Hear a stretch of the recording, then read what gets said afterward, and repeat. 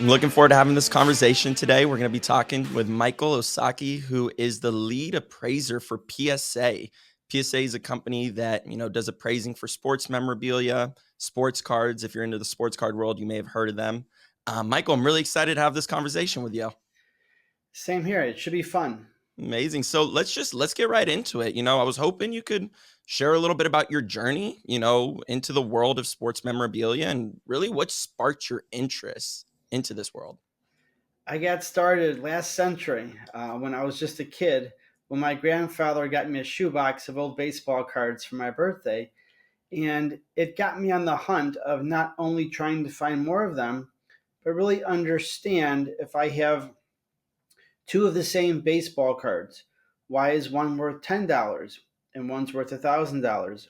And I started to learn and understand that it was about condition, the corners, the centering. Does one card have a bubblegum stain on the back? Is one card off center? So all those characteristics were really interesting to me, even though you could have the same card, but the values are very different. Yeah, I was always collecting cards as a kid. I never understood what made one worth more than the other. I know more recently, sports cards have come into the news, right around COVID is when it got a big boom. I'm a San Diego Padre fan myself, so Fernando Tatis cards were selling like hotcakes all around San Diego. Yeah, and not just his cards, cards in general. As you correctly stated, during the pandemic, sports collectibles went through the roof. People started to rekindle and talk about their childhood, going to the baseball card shop and buying packs of cards. And because people were not traveling or dining out because of the stay at home orders, people were at home talking to their family, their sons, their daughters, their wives, their husbands, and so that kind of started the boom. And then there was federal stimulus money that came in that people had that they were spending on baseball cards. And then a bunch of celebrities and athletes started buying their own cards and collectibles. I remember in the fall of 2020, I think it was November of 2020, when LeBron James was asked after a basketball game, one of his cards sold for over $4 million. And he said, I actually have a couple of those myself. And that was like a watershed moment where people were like, oh my God, like this is now mainstream. People are talking about trading cards. So that was pretty exciting. Yeah, that almost added legitimacy to everything. I mean, if LeBron James is buying the cards, if he sees value in something like that, why wouldn't I? Yeah, and now the trading cards and sports collectibles in general are seen as a alternative asset class, just like art, jewelry, and wine. And that's exactly why I'm really excited to have a conversation with you. We work with clients all the time with their financial plans. And, as me and you spoke in the past, there's some pretty pricey pieces of memorabilia, that when we're talking $500,000 million pieces of sports memorabilia, that needs to be incorporated into a financial plan. Um, I would like to ask, I'm sure you've come across a lot of cool pieces. What are a couple of the coolest pieces of memorabilia you may have seen, or maybe the most expensive ones you've seen? Sure, I'm pretty fortunate to have seen a lot. And a lot of the items and collections that I see are never for sale, or at least won't be for sale in the next 12 to 24 months. And I remember when, outside of Boston, several years ago, actually, this is pre COVID, and a guy and his son came up to me. I was doing a speaking engagement, and part of the deal was after I speak, all the attendees can bring in one or two items that they have at home or in their safety deposit box, and I'll give them a free verbal appraisal. Nice. And I was on a tight schedule, and it was a packed event. I had to catch a flight back to Chicago, which is where I live, even though I'm on the road over 100 days a year. And he had a Babe Ruth signed photo. Now, Babe Ruth grew up in an orphanage, loved kids. He never turned down an autograph request. So there's a lot of authentic Babe Ruth autographs out there. whether it's on a photo, a baseball bat, a baseball. And so I just said, it's like, probably $4,000 or $5,000. And he's like, that's it? I go, yeah. And he goes, but Michael, look at the bottom right hand corner. And so I looked, and I like almost fell off my chair because it was dated August 16th, 1948. And that's the day that Babe Ruth passed away. He was very sick with cancer, and he was in the hospital in New York for a couple months. So I said to the guy, I said, that's the day he died. You mean to tell me that this might be the last ever autograph of Babe Ruth? He goes, yes. I said, prove it. And so he had like a bag over his shoulder, a bunch of documents, and he kind of like I shouldn't say he threw them on the table, but it was just like a stack. I go, sir, I don't have a lot of time. I have to catch a flight. Just kind of tell me like what these are. Long story short, his wife's on his wife's side of the family, there was a priest. Well, that was Babe Ruth's priest.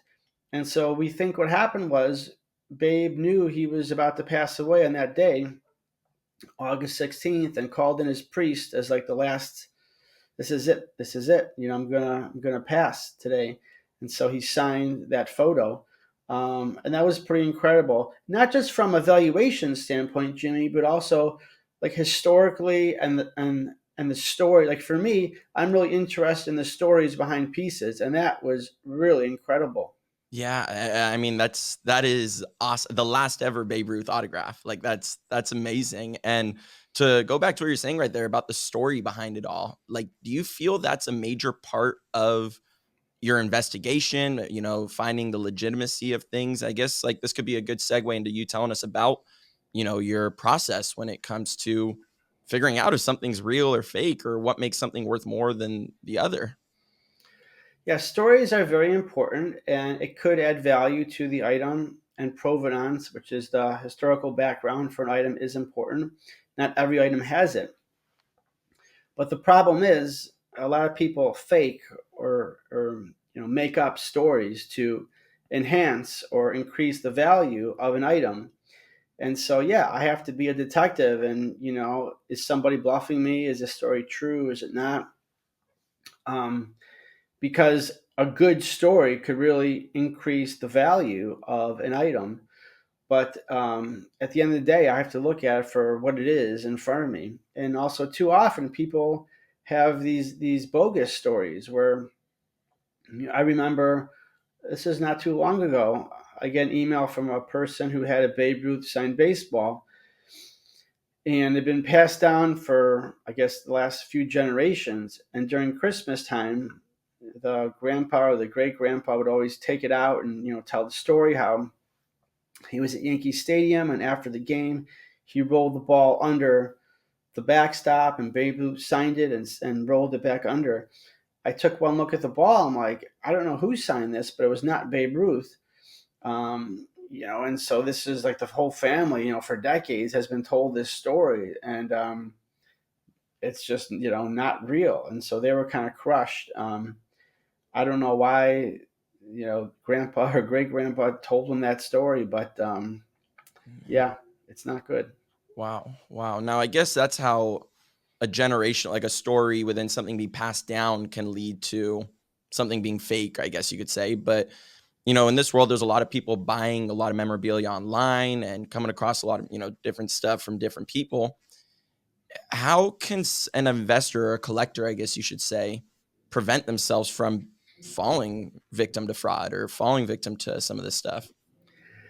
Well, third party grading and authentication is extremely important. And that's why it started several decades ago. So, PSA, which is based in Southern California, has been around since 1991.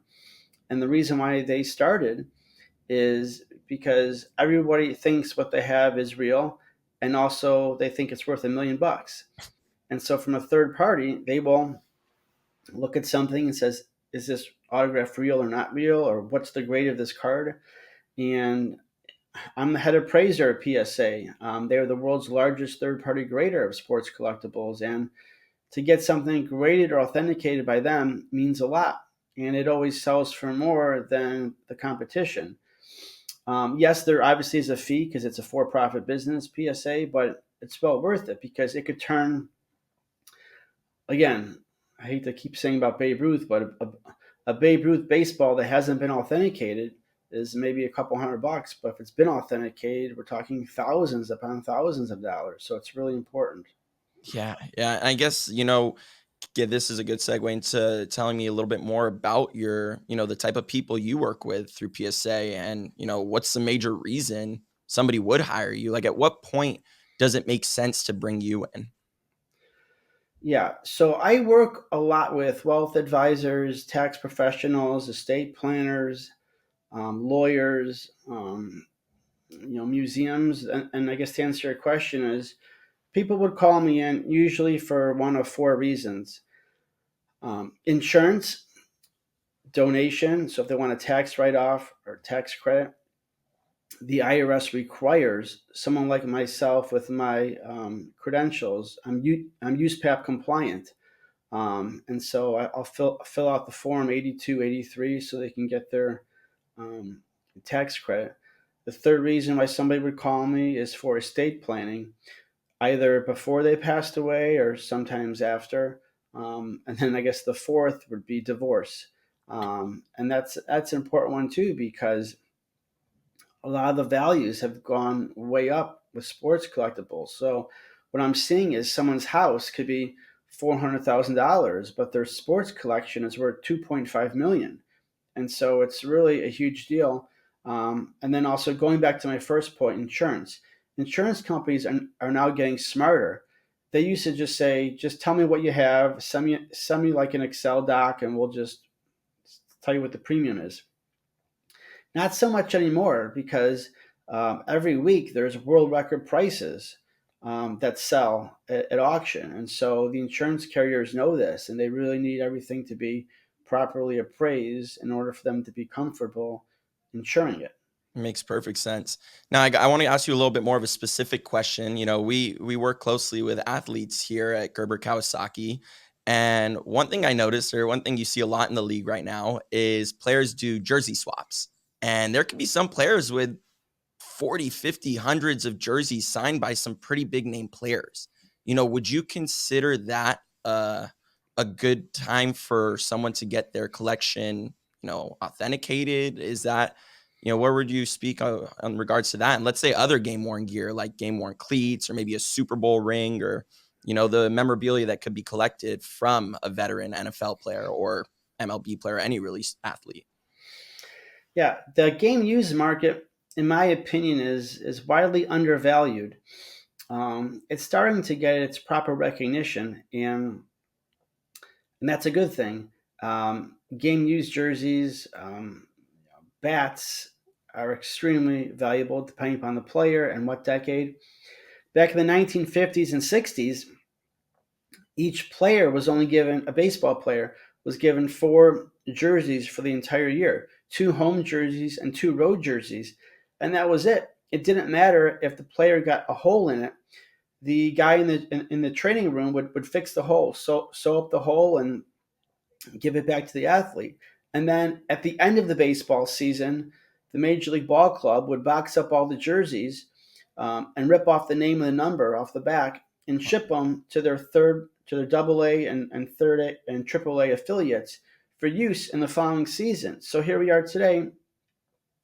Those jerseys are very hard to find. Game used jerseys from the 50s and 60s. Sometimes a few of them fell off the back truck. Recently, I know Sandy Koufax game used jersey sold for almost $1 million. I don't know how that one escaped the clubhouse. But back to your point, Jimmy, today, football players, basketball players, baseball players do these jersey swaps. A player can, have 20 jerseys a game if they want, and just give them out to their friends, or maybe they wear one inning or one quarter in the football game. So you have to balance demand and supply, as with anything in life, right? And so sometimes that's out of whack. Where you see players every game, they have 10 game used jerseys, and there's just too many games. But what's interesting for me is if it's a game used jersey that's given to another athlete or player, and the inscription, right? That is super important, and also the value could go up depending upon who that jersey is gifted to on the field. That makes perfect sense. Yeah, it's all supply and demand at the end of the day. You got it. So can you share an instance maybe where having insurance on, maybe game worn stuff or really memorabilia in general has, saved someone, or, can you give us a story about that? Yeah. I was working with an athlete several years ago who won a Super Bowl, and well, at the time he only had one Super Bowl. But yeah, so he had So a he's not Super so he's not a Charger player? That's right. That's right. He's not a Charger player, and he's not a Chicago Bears player. Um, and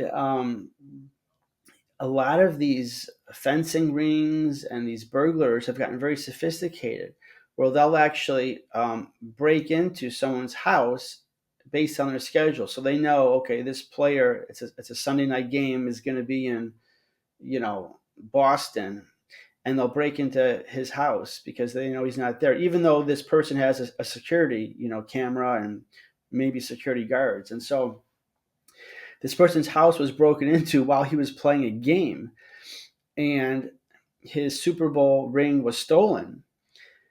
Now, luckily, I appraised it and it was insured properly. And so the insurance company, cut him a check. Um, and by the way, that's usually how that goes. The insurance company never goes out to the market to try and find a replacement. Especially in this case, it's a Super Bowl ring worn by the player. They just see the appraisal and they'll cut a check for the dollar amount, and then the player, if they want, can buy a new one through the team, or just keep the money. So that was really great because he had it appraised and it was insured. And it's funny because his business manager was the one that was, for quite a long time actually, was like, hey, you have to get not just this ring but other things, properly appraised in case, God forbid, something happens, if there's a flood or fire. In this case, it was theft. Yeah, no, and that's why it's so important for, these athletes to build a team of support around them, because look, they're spending 16 hours a day putting their blood, sweat, and tears on the field. They don't have time to remember to insure their ring or make sure they're maxing out their IRAs. And this is why, athletes have realized this and they're building a team around them, because look, at the end of the day, they're a business, they're a CEO of Me Incorporated, and they need to build a team around them.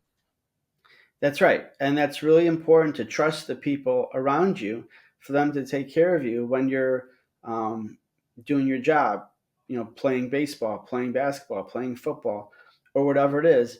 And I think sometimes the athlete gives pushback sometimes for appraisals, because they know the appraisal will be used for insurance. And obviously, to pay for insurance, you pay a monthly premium or an annual premium, right? And so that's extra money that but then again, like I said, sometimes things do happen, especially if you're living in certain parts of the country that are susceptible to flooding and earthquakes or tornadoes. It's really important to have, especially if you have a significant collection, six figures, seven figures, eight figures, it really does need to be insured. Absolutely, absolutely. Well, let's shift gears a little bit. I want to talk more towards the collector and, the market that we're seeing today. When it comes to, let's say, baseball cards more specifically. During COVID, I noticed a shift towards, I saw companies start talking about NFTs. They're starting to get to like the digital collections of things. How do you see baseball cards more specifically shifting into the future? Like, do you think the future is NFTs, or where do you see things going there? I think digital collectibles are important, but they haven't really caught much traction. I think over 99% of all NFTs are worthless or will be worthless very soon. But that 1%, the cream of the crop, will do very, very well over time.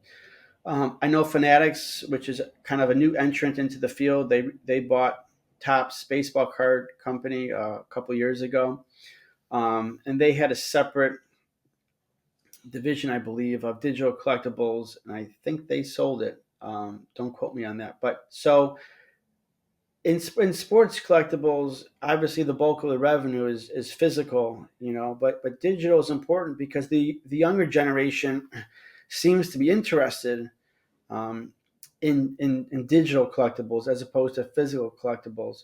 So I don't have an opinion right now per se, but obviously there isn't a lot of money going towards digital collectibles as of this moment. Yeah, yeah. I think honestly, I remember when Topps actually did that when they started their whole digital collectible collection online or whatever that was. It was right around the time they went public, I believe, via SPAC. Again, don't quote me on this one, but they went public, and maybe they were trying to potentially pump up their name. That's when the whole COVID investing was going on, so that may have gone hand in hand there to why they made such a big push into the NFT world. It's a good buzzword to be in at that time. Yeah, unfortunately, not so much anymore. Yeah, that is for sure. I have a question about another piece of memorabilia that might not be as valuable anymore.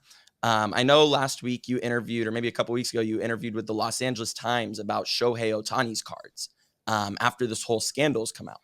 How do you see Shohei's card going, or let's say Shohei's memorabilia in general going from here? Like, do you think it really is tainted?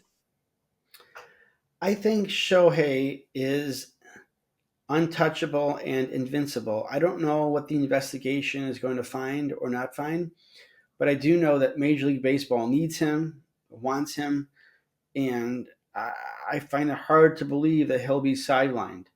Um, and I think a lot of people feel that way because there really hasn't been much, if any, dip as it relates to Shohei Otani cards, memorabilia, autographs. Um, Now, he's a current player, so he could get injured, and that's a whole nother story. But as far as the investigation with the gambling and the interpreter, I don't know. I mean, some people tell me, Michael, it's crazy. Like, why would a guy like that has this huge contract, gamble? I don't know. I don't have an answer. I'm not close to any of the players on the team or in the investigation. So, but I will say the market is kind of brushing it off right now. Gotcha. Yeah, having a lot of money isn't normally a reason to prevent people from gambling. Just go ask Bruno Mars, I guess that. So yeah, well, Otani would be a great client for Gerber Kawasaki. Yeah, very soon, very soon we'll bring him into the sports division for sure. So just to wrap up this interview, really, let's say somebody who is just getting started with their collection, they want to buy their first baseball cards, they want to buy their first memorabilia. How do you recommend them doing it? Do you recommend them going to Target and just buying packs and hoping they get lucky? Should they go down to their local store and buy a PSA approved 10 card? Where should they go? What's the best way to really start building their collection? So the way that I like to think about this is similar to trading stocks. Buy what you know, buy what you like. So let's say you grew up as a kid and every morning your mom went to Starbucks. Well, maybe you're very familiar with Starbucks. You like the brand, you like the coffee. Maybe that should be your first stock investment, Starbucks. In my world, let's say you have a favorite player. Start there. Because at the end of the day, let's say that player who's your favorite player doesn't pan out, or maybe he gets traded, or maybe he gets injured. That is okay because you still bought something from of your favorite player. So you can go look at it and be happy, and it'll put a smile on your face, even though you might not get an ROI, a return on investment, on that item. So first off, I would start there. Second of all, yes, Target and Walmart, they sell packs, and that's great. Um, and people online do these card breaks and Mhm. pack breaks and box breaks. That's to me kind of like gambling. It's kind of like going to the 7-Eleven and getting a scratch off. You're hoping for that big prize, right?